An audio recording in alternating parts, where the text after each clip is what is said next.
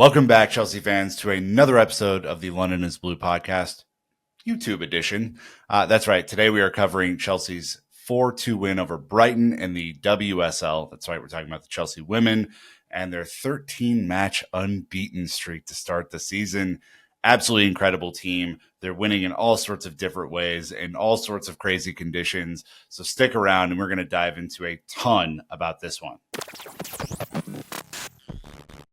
In case you missed it, I'm going to run you through what happened in this one as Chelsea run out 4-2 winners against Brighton, a very good Brighton team. That's right. Even though they sit fifth in the table, they are much, much better than in years past. They have a ton of talent, including former Blues, Jelena Kankovic and Frank Kirby, of course, who are on the team. They've improved in many, many different positions, adding even Vicky Losado from City and so on. So this is a completely different Brighton team than we've seen in years past.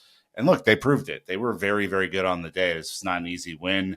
Chelsea go through due to a little bit of a sea gulf in class, if you will. But, tough day for Chelsea. The conditions around the stadium were crazy. The wind was whipping around. It was tons of rain. Shouts to the camera operator who had the feed. Was wiping off the lens on YouTube. I was just like, the heroes that we need in the world. But if you missed this one, Chelsea started off coming back from an international break with kind of a different lineup, right? This is Hannah Hampton in goal, of course. We'll talk more about her performance here in a second. Lucy Bronze, Natalie Bjorn, Millie Bright, Ashley Lawrence at left back in this one for a half. And then we see the return of the Mac, Niamh Charles in the second half. Sjoeke Nüsken resuming her role as Chaos 10 alongside Erin Cuthbert. JRK, Vika Kaptein and Guro Reiten kind of in those attacking midfield roles, and then Aggie Beaver-Jones as the lone striker up top, who caused a little bit of chaos of her own.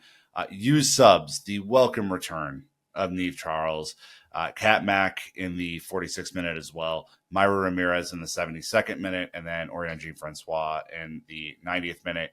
Unused subs, Zachira Musovic, Meili Zempam, Ev Paraset, Bernabe and Hamano make up the unused subs. But the big one is Niamh Charles, our starting left back for the last couple of years, destroyer of worlds, former of a wonderful partnership along the left-hand side with Guro Reiten, is back after an extended injury absence from preseason till now. Dislocated shoulder, a whole bunch that went wrong there. So huge to have her back. Sonia Bompastor has been unbelievable. Deputizing that role. She's been fantastic. And the only reason she didn't play in this one is because her knee was a little bit swollen coming back from international break. But Niamh Charles back with the team. And in Niamh kind of form, she said it was tough to watch from the sideline, but it's really good to be back now. Sonia Bompastor was ecstatic. She said it's really good to have Niamh back. Gives me different options and more options for the game to start with or rotate during the game. Niamh is a player who has a lot of talent, as you could see. It's never easy to come back in for 45 minutes, but she had a great performance in possession of the ball. She brings a lot. She's able to animate. I love this turn of phrase. Animate her corridor in a good way and stays forward. She's able to cross balls and out of possession. She had a great performance. Animate her corridor is going to be a phrase that I now use the rest of the year because that is exactly what Niamh Charles does. She's a dynamic fullback, right? This is a player who absolutely was in our player of the season contention last year. She was fantastic. She's grown so much under Emma Hayes and hopefully will continue to grow underneath Sonia Bompastor. The stats for this one are a little wacky. Again, weather conditions have a little bit to play in this one, but Chelsea 31 shots to Brighton's 18. When was the last time a team had 18 shots against us? That's bananas. We had 8 shots on target. They had 9 on target. So we were a little sloppier with the shots. We only had 57% possession in this game, and credit to Brighton, they did try and play with the ball and really try to play in a more controlled fashion against Chelsea than just bunkering down and waiting for us to attack them. We had more passes. We had better pass accuracy, same fouls, same yellow cards, basically mirror image of each other except for the score. The one random stat in this one, though, as I mentioned up top, 13 out of 13. Sonia Bompastor has already beaten Emma Hayes' record of 12 wins in a row, her first 13 matches at the club. Like, it's unbelievable. This team is on such a tear. They're winning in different ways, and we will get into that in a second. But a couple of celebrations before we dive into the three insights from this match. Lucy Bronze and Lauren James both make the FIFE Pro World 11, which is absolutely fantastic. And then Erin Cuthbert has now been at the club for 8 years. Chelsea put out this photo of young Erin from way back in 2016 in the fall. It's been that long. So to 8 more years for Erin Cuthbert at the club, as long as she wants, really. All right. We're going to dive into the insights from this one because it was a lot of fun to watch, and there's some interesting things to call out. Insight 1 is that Chelsea are 9 out of 9 in the WSL. 5 points clear, guaranteed to be top at the winter break. We only have Leicester away at the King Power coming up to end the year. 2 Champions League matches in between now and then as well. But this start for Bompastor, I mean, I knew this team was good. I don't know if I knew how good. Was this our cleanest match? Absolutely not. Was it our best match? No, it wasn't. Were they effective enough to get a win, even with all that stuff going against them, even with some sloppy mistakes, even with most shots being off target? Yeah. Were there gifts from both sides to each other in this game? Yes, absolutely. It was a little sloppy. Both teams trying to play out of the back, trying to play a controlled possession game. Chelsea did it slightly better, and so we ended up winning. But you think about the way that this team has won matches this year, and this is really the thing that I want to cue in on. A really tight, grind out game against Arsenal and City, right? Where it's, really dug in, fighting to the last minute. Some really easy wins, some really coast wins, right? And then a game like today, and I would even argue against Liverpool kind of too, where not everything goes your way.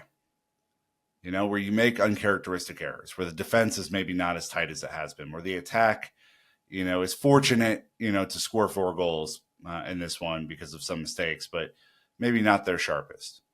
And they still score 4 goals and win and lead the WSL. I mean, it's absolutely bananas. I mean, Chelsea have scored 30 goals in 9 matches in the league. We've conceded 5, 2 of those to Brighton. 40% of our total goals conceded in the league were on Sunday. 25 goal diff, 27 points, top of the table. If you're any other team in the league, you have to be frightened by this because I don't think we've seen the best of Chelsea yet this season. I think the City game was a good indication of what we can do in a really grind out sort of format. Maybe against Arsenal too. Maybe against United, But Brighton's a good team. They're no pushovers this year. This is not, the Brighton of a couple of years ago. Even they gave us hell, to be candid. But this team is doing an incredible job, and I think it requires some thought as to everything that is going on. We've had a ton of injuries, right? Sam Kerr's not even going to be back for another 2 months as she kind of gets back to match fitness, right? Same probably with Mia Official. Lauren James hasn't really played in a couple months, right? We're just getting Niamh Charles back. We've lost Kedisha Buchanan for the year. Just winning.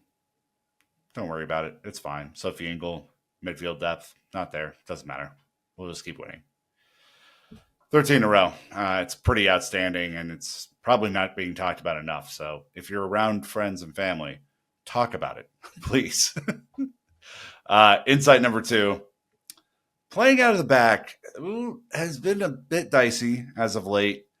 And while Hannah Hampton had a phenomenal day, right, she ends up, I think, making 7 saves, something to that effect. Passing out of the back was tough.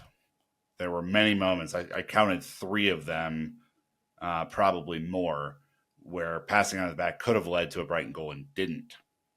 They scored 1 of them.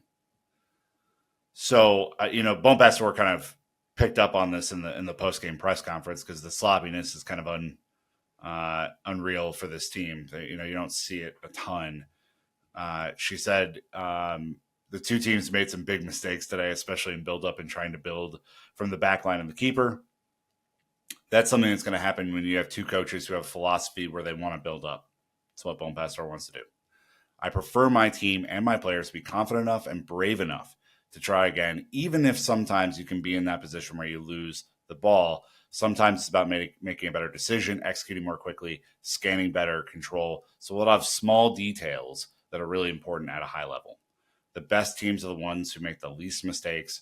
You will always have mistakes in the game, and I want my players to be brave enough to try again. This is something that she said multiple times this season. It's not that I don't care if you make a mistake. It's that don't be afraid because you've made a mistake. Don't go out and play scared. Be brave. Have confidence, right? Have confidence that the training we're doing is going to work. It's that sort of like uplifting spirit that I think has to be a hell of a lot of fun to play for, right?